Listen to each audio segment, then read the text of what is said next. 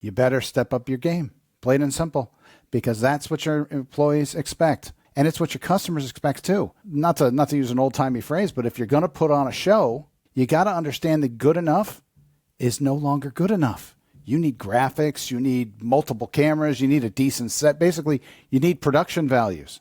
If you don't have them, you don't have an audience. Not bad isn't good enough, and good isn't good enough either. The rise of broadcast tech in traditional AV systems. Who exactly is driving innovation in this space? And leveraging projection mapping and drones for Egyptian history. All that and more next on AV Week. This is AV Week, episode 742, recorded Friday, November 7th, 2025. Step up your game. This is AV Week, your weekly wrap-up of the biggest news and stories in the AV and the IT worlds. We have acquisitions, Egyptian drones, and IKEA gets into Matter. Let's get into it. Our top story is Sound Productions has announced the acquisition of ProAudio.com. Texas-based Sound Productions says the acquisition expands both its inventory and customer base in the central United States. Pro Audio, headquartered in Grand Prairie, Texas, has served contractors and end users for more than 45 years, specializing in audio, video, and lighting solutions. Company leaders say the two organizations share a commitment to education, customer service, and technical expertise, values that align closely with Sound Productions' long-standing training initiatives and community outreach. Sound Productions CEO Josh Kurtlick emphasized that the merger aims to provide, quote-unquote, a broader range of solutions, faster fulfillment, and deeper technical support. Now, the combined entity will continue operating under the Sound Productions name with expanded online offerings and fulfillment capability. In Cairo, the long-awaited Grand Egyptian Museum opened its doors with one of the most ambitious multimedia shows ever staged. The ceremony featured a massive video mapping system covering 18,000 square meters, powered by 130 Titan 37,000 lumen projectors that was powered or driven by 40 Dataton WatchPack 60 servers, and of course synchronized through 10 Barco Event Master E2 processors. The production merged projection, lighting, and drones, as well as 5,000 drone aerial performance depicting ancient Egyptian symbols, including a flying image of King Tutankhamun. The show was produced by Egyptian company Highlights Group with partners Media Hub, Lamaski, Kavant, Live Legends, 360 Collective, and Dirty Monitor. More than 70 countries were represented at the opening, including 39 heads of state.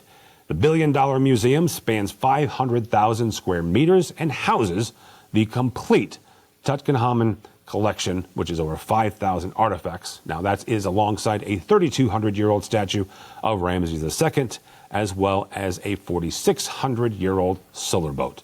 The Grand Egyptian Museum is also the first in Africa and the Middle East to receive EDGE Advanced Green Building certification, integrating sustainable systems with advanced visitor technologies such as AR, VR, holograms, and AI-powered guides. IKEA is expanding its smart home lineup with a series of new devices compatible with Matter interoperability standard. Complete side note here, go to Wikipedia, go to Google, and look up the Matter standard. The company's goal, they say, is to make connected home control more accessible by ensuring devices work across multiple ecosystems. Now, that includes Apple Home, Google Home, and Amazon Alexa. Among the new releases are updated versions of the Dira Hub, as well as a range of energy-efficient lighting and environmental sensors designed to function with Matter 1.3 protocol. IKEA says this move represents a major step toward open, brand-agnostic home automation.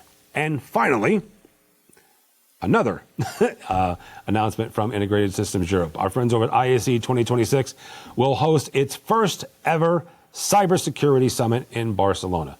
The event, announced by ISE organizers Avixa and Cedia, aims to confront growing threats across the AV and IT landscape, from ransomware, data breaches that are impacting networks, as well as control system and digital signage platforms. According to show director Mike Blackman, the summit will gather security specialists, integrators, and manufacturers to define standards, share risk mitigation strategies, and develop cross-industry guidelines. Topics will include network segmentation, firmware integrity, supply chain security, and incident response readiness. For corporate and higher education environments where AV systems increasingly operate on shared networks, this summit underscores the need for cyber hygiene and vendor accountability as part of every development. The Cybersecurity Summit joins a growing list of vertical-specific conferences at ISE, reinforcing the show's evolution from a product expo into a global technology forum for the connected enterprise. That's your AV news. Stick around for this week's roundtable, where we will discuss the rise of broadcast in AV and who exactly is driving innovation. This is AV Week. Welcome back. Now we bring in our fantastic roundtable with us to discuss the other news we have got this week. We have two doctors today. And there's an old joke about two doctors, no waiting. Adeline Tatum, Dr. Adeline Tatum from UCLA. Welcome, ma'am.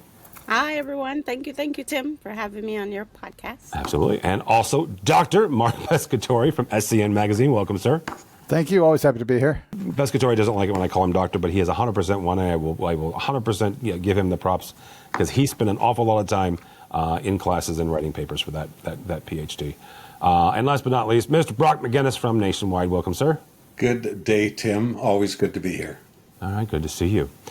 Speaking of SCN, our first story comes to us from SCN. Walmart has outfitted its new corporate campus studios and event center with Marshall Electronics equipment, underscoring a major upgrade in its internal media production capabilities. Pause for a second. I love Marshall cameras. They're fantastic. They're itty-bitty, and they do a great job. This is not about Marshall cameras, and you'll stick with me for a second and you'll find out. All right, so they have 6 Marshall cameras in this studio. It's a podcasting studio. They've got other studios, though, inside the facilities at Bentonville, including 2 additional cameras in the TV studio / conference space. This is deployed across a 1,500-seat auditorium. That space is used for live events as well as company-wide meetings, and the article says musical performances as well. According to Dave Magnia from Walmart's chief AV and broadcast engineer, the retailer is leveraging broadcast equipment that is suited to their evolving in-house broadcast needs. That right there is what we're going to be talking about. Pescatori, I'm going to pick on you for a second since it's your article. This is not the first, nor is it the last story about broadcast gear inside AV spaces. You and I have been to NAB a number of times. I went to IBC for the first time this year, along with Chris Netto and a bunch of other AV heads. IBC is the NAB of Europe. I am not going to use the word convergence. I'm allergic to that word.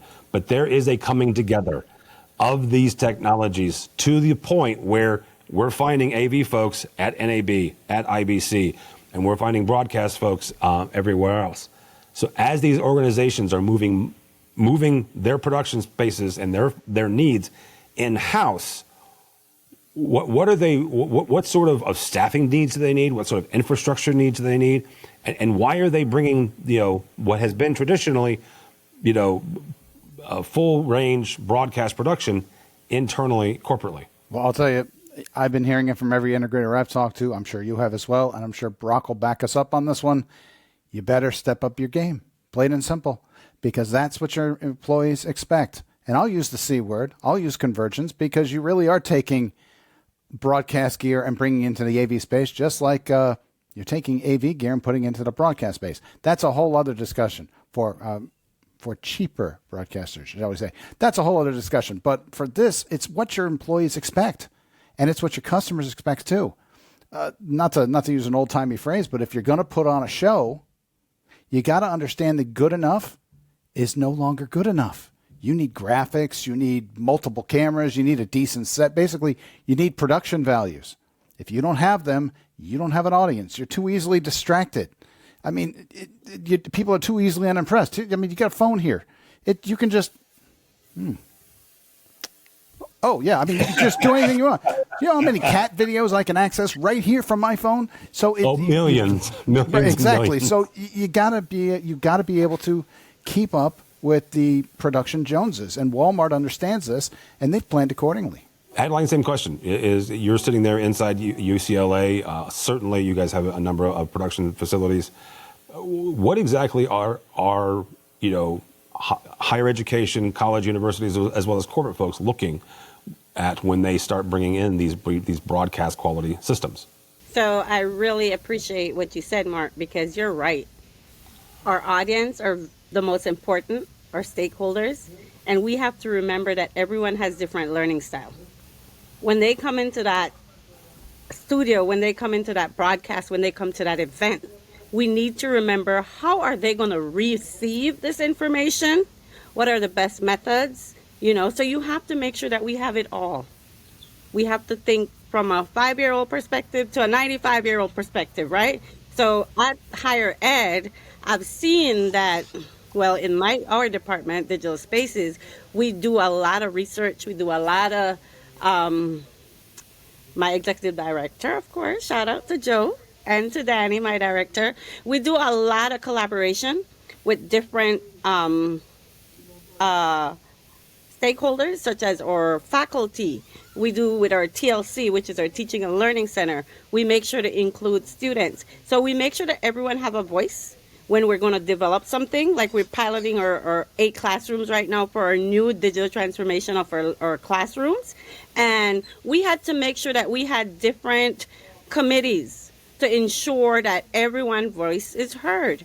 We want input from everyone. We don't want to go and put something that us, the techie people, will understand and, we get it. No, we got to look and make sure everyone is involved. Brock, a little bit of a different question here. From an integrator standpoint, how does bringing this type of equipment and this type of capability internally, how does that change the relationship with you guys? How does that change their relationship with their integrator? Because if they're bringing this in-house, well, they're not hiring out live events, right? They're not hiring out video production crews. They're hiring you, though, to give them that capability. So how does that change that relationship between the integrator and now an in-house production team? We're broadcasting right now. Yeah. And we've been broadcasting certainly every day since COVID, everybody. The difference in this broadcast label and the video conferencing we do every day is really just a function of the production values. Is something automated? Is it properly framed? Is it properly lit? And then is it properly produced? My perspective, Tim, is that the primary difference between bringing broadcast capabilities in-house for corporations, institutions, universities, is the people who are operating it. That's the differential. It's not the gear. I can put a $20,000 camera in a boardroom. I can put a $120,000 camera in a boardroom, or a $22,000 one.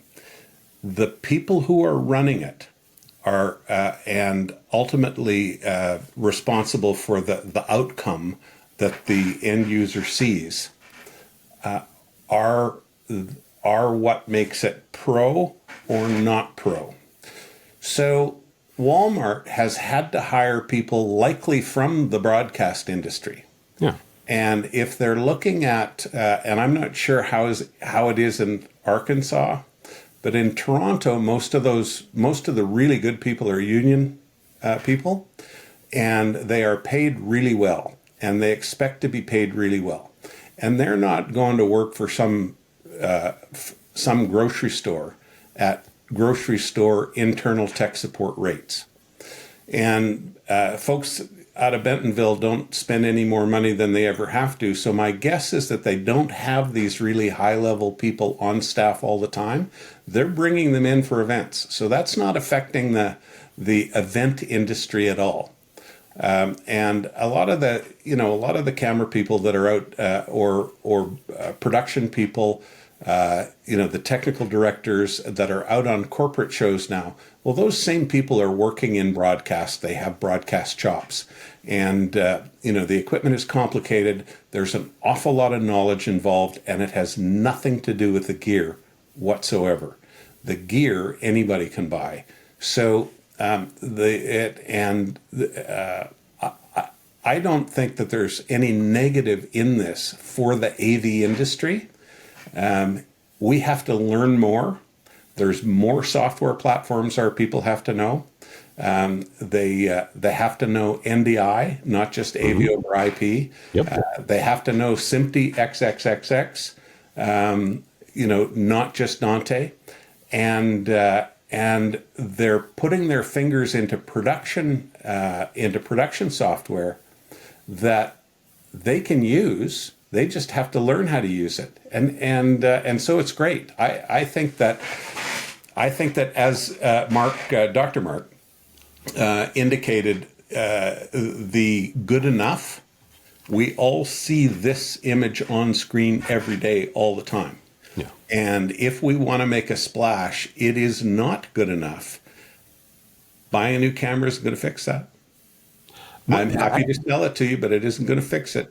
The people behind that camera or the software that's driving that camera are going to be are what's going to change your life. I want to bring up something here really quick before we move on, and it's something that's fascinating that the three of you have brought up here.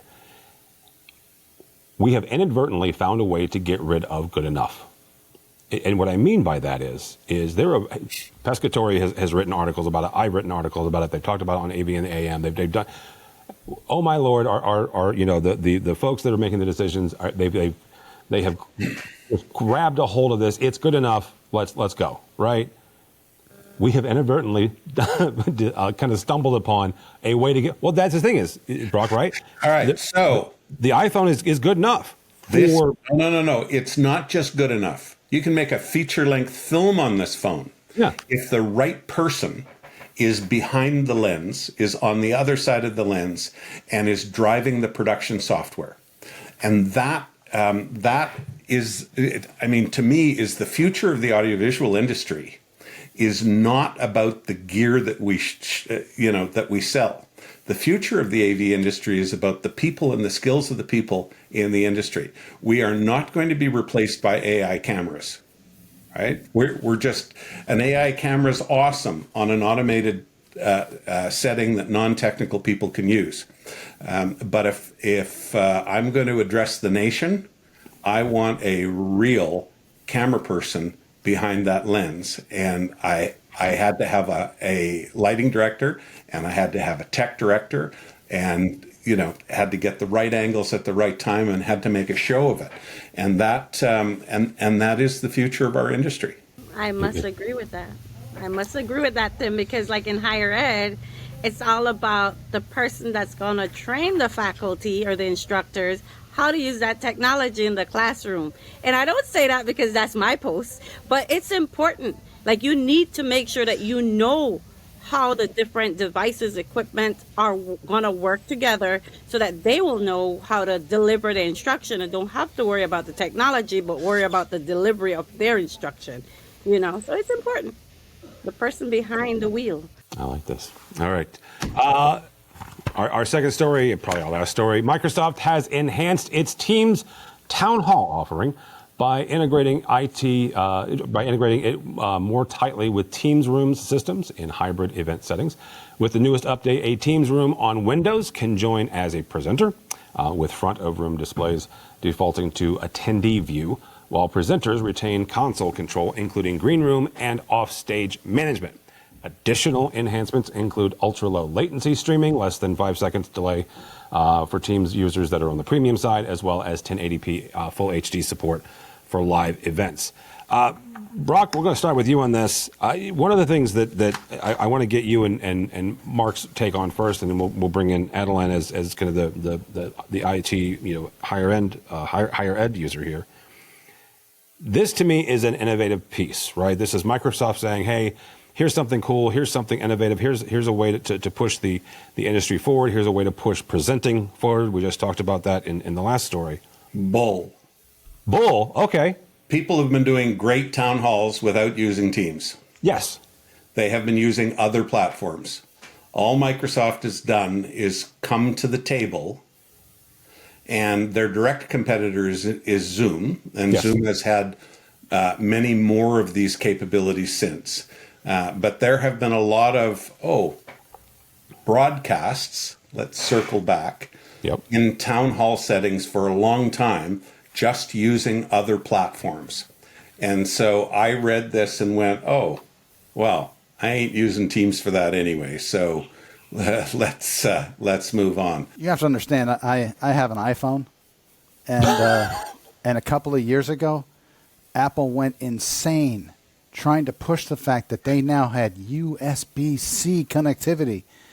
And I was sitting there going, oh, great, so you just caught up to Android from 5 years prior. Gonna have to agree with you, Brock. I guess I should. My initial question was, who the heck is driving innovation? Oh, we'll get to that.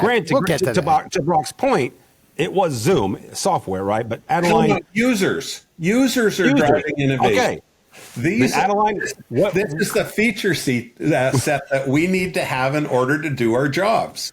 Okay, so Adeline, how do you drill that through the integration partners, through the reps, through whoever, to get to the manufacturer to say, hey, or the software folks to say, hey, this is what I need? At UCLA, we do Zoom and Microsoft Teams.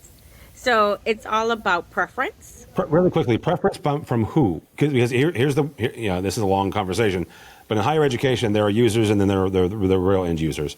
The real end users here are the professors. So is it the professors driving that preference, or is it you guys? It would have to be from the professors because they have a bigger voice than all of us. If that's what they take on and they say that's what we got to use, and the president of the UC agrees to that, then hello, what can we do? We have to, circle back and say, okay, this isn't stone. Like, we can't change that. So it's all about what instructors and faculty wants. I must say that. They have a voice. They have the loudest voice within the UC system. So then how do you then translate? Because I have known a professor or two in my life, and sometimes they don't speak English. And that is not to say that they are multilingual. I'm saying they were born and raised speaking English, but what they speak now is not the actual English. It comes out as something else. How do you translate what it is they want or they think they want into something that a manufacturer, whether it's a software manufacturer or hardware manufacturer, can take and actually create? That's a good one, Tim.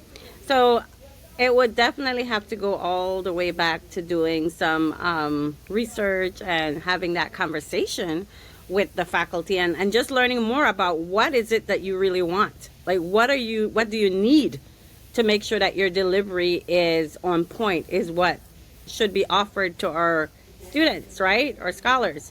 Because at the end of the day, it's all about them in reality, because they're the ones that pay us. Even though you're the instructor, you're the faculty, at the end of the day, we don't have clients. If we don't have students, we don't have a job.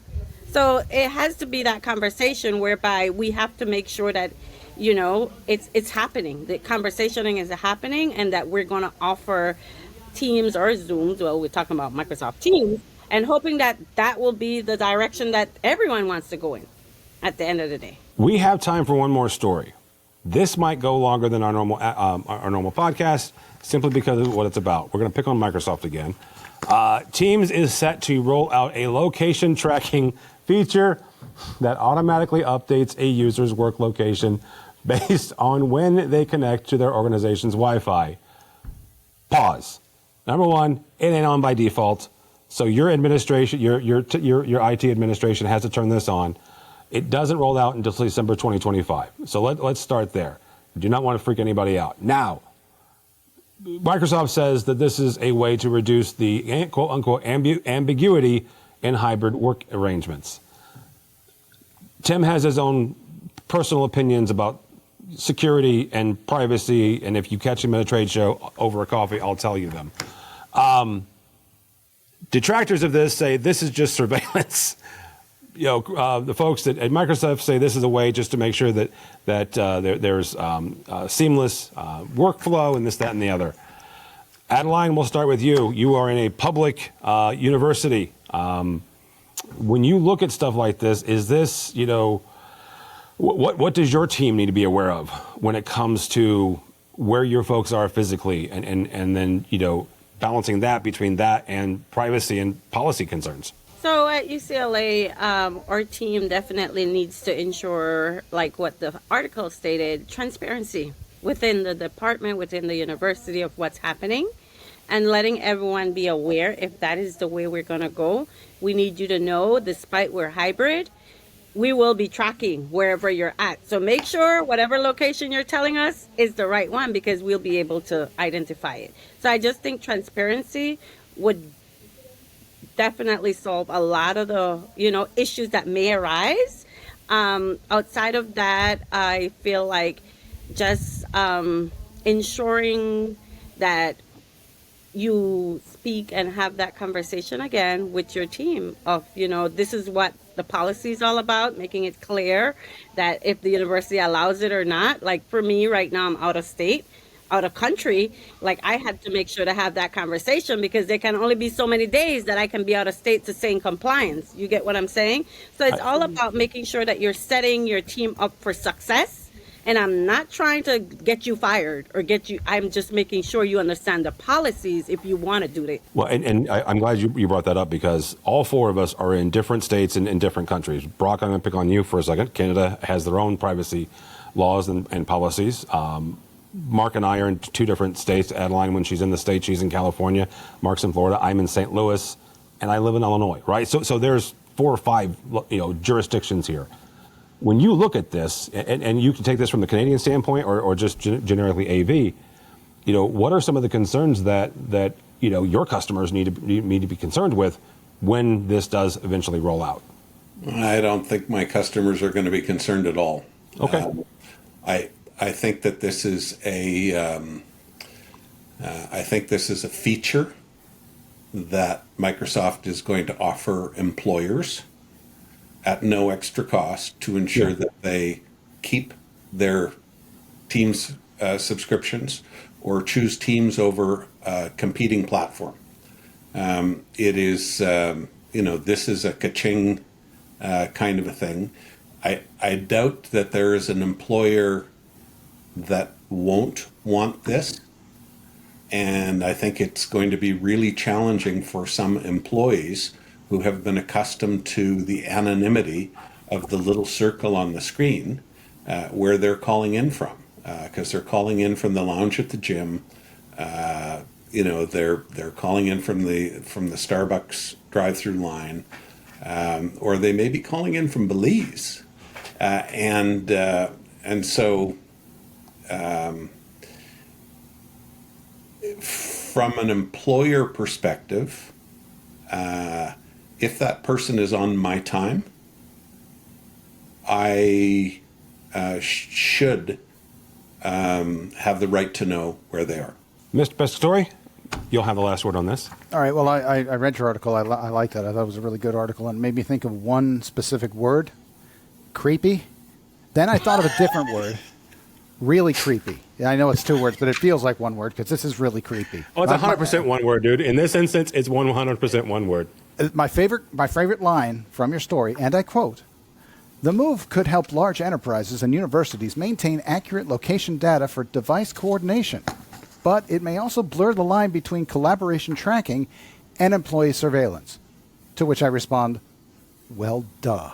Now, look, I've been working from home for a long time, long before the pandemic, and the truth is, I like working in my office. I got a nice big ViewSonic screen. I'm comfortable here. But I live in South Florida, and my coworkers have teased me for a long time. Why don't you work outside? Why don't you work on a boat? Why aren't you at the beach? But now, instead of teasing, it's going to be accusatory. Hey, why are you working on the beach? Why are you working on a boat? How come you're sitting outside? I understand. I really do understand the concept of using this feature to collect workplace analytics. I'm just not sure that is more important than workplace ethics. All right. That'll be a good place to stop. Thank you all so much.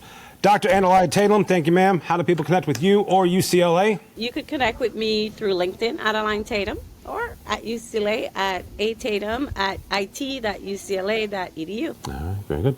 Dr. Pescatori, thank you, sir. How do people connect with you or SCN? Find all things systems contractor news at avnetwork.com. AVNation.com. And in about 2 or 3 weeks, by the time this post, it will be one of my favorite issues of SCN, and that is the SCN Top 50. So look for that. Working on it right now. Got extra gray hair to prove it. Yeah. You've been doing that for too many years. I'm surprised you're not losing hair every year. So It's a great service to the industry, Mark. It absolutely is. Thanks, Bob. Absolutely is. Yeah, because there's a lot of good salespeople creating that data. Absolutely. Mr. McGinnis, always good to see you, sir. First and foremost, I appreciate your time, and I love having Brock on. Brock's doing some really cool stuff up in Canada Way. So how do people connect with you? How do people connect with Nationwide, and how do they get involved in your new venture? People can find me. I'm Brock at nationwideav.com when I have my work hat on. But the hat that I'm really interested in wearing these days, we have started a new professional audiovisual association in Canada. We're called the Professional Audiovisual Society of Canada, or PAVC. We had a launch event on Tuesday that was just spectacular. In our first kind of several weeks of being open, we now have 350 plus members. Good night. And from coast to coast in Canada, and these are paid members. We're not like the other associations. We are not about business. We're not about manufacturers. We're not about contractors. We're about the people who do AV. And our whole mission is to elevate the AV industry in Canada and the people who are working in it. And so we're taking an approach. Part of this is about recruiting. Okay. And making sure that students know that AV is a darn cool place to work, and that there are thousands of AV jobs in Canada, and that they should be looking at AV as a viable career, because with technology changing all the time and you're learning something all the time, it never gets old. I did, but the AV industry never gets old. And the other part of that is providing education. So there's some great certifications out there. Avixa does a super job of that. Manufacturers provide it, but not everybody in the AV industry has access to that. And employers are often the gatekeepers of what employees get to learn. So we're providing some bespoke education, as well as a portal that manufacturers and others can use to open up educational opportunities to freelancers, gig workers, people from AV who want to get into broadcast, people from broadcast who want to get into AV, and people who would like to maybe get off the ladder, but their employer is trying to keep them on the ladder, right? And so this is about supporting, enhancing career mobility and career advancement, and trying to take us. We've never been a particularly structured industry in terms of career advancement, and basically, it's so that if I tell my mom that I work in AV, she doesn't think I sell TVs. Right, and establishing something better. We're off to a great start. We have it's an all volunteer thing. We'll never have trade shows. We'll never have conferences to pay for, gleaming corporate headquarters. We're just about getting AV people who, like me, are mostly pretty darn passionate about what they're doing every day, and taking some of their experience and their time and putting it back into the industry. So, and we're having a little bit of fun with that. I don't know if you can see this properly online. I'll try and get it out of the glare of the monitor. There we go. It's playing on the Canadian A and AV, but we're doing some we're doing some good things.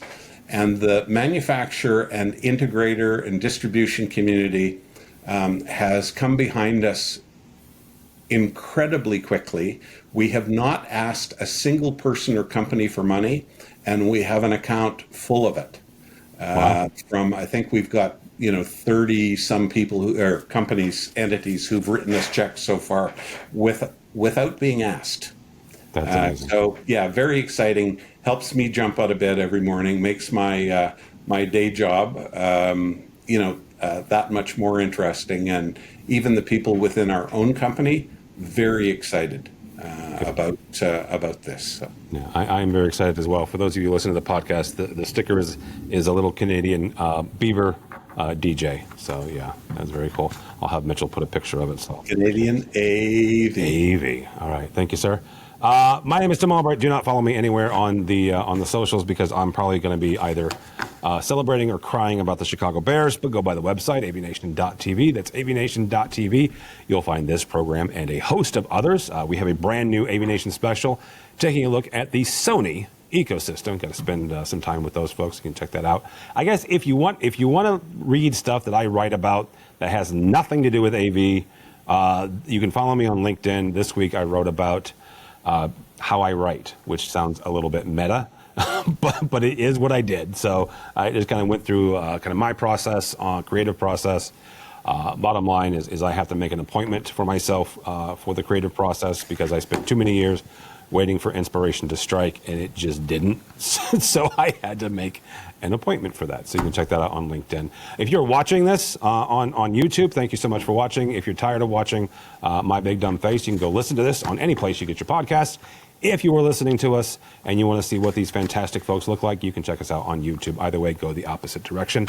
But go by the website, please, avnation.tv. That's avnation.tv. Thanks so much for listening. Thank you so much for watching. That's all the time we have for AV Week. The network for the AV industry. What are you listening to? This is AV. This is AV Nation. This is AV Nation.